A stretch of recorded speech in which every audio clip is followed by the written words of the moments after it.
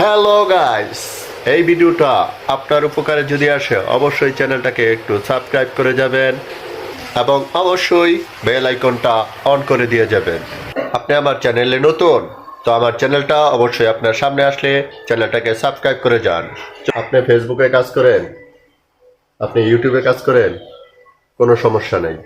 আপনি ফেসবুকে কাজ করে থাকলে টিপসটা আপনার জন্য।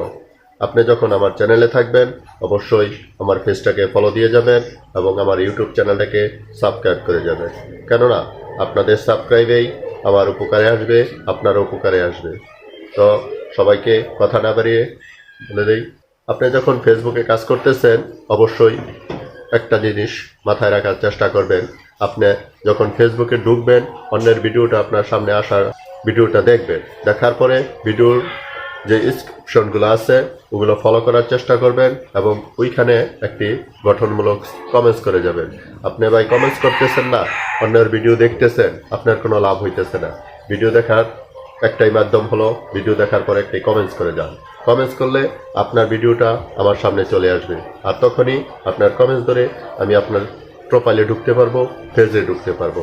আপনি আমাকে কমেন্টস করছেন না, আপনি আমার ভিডিও দেখে গেছেন, আপনার আমার ওয়াচ টাইম বাড়িয়ে দিয়ে গেছেন, কিন্তু আপনার কোনো লাভ হইল না ভাই।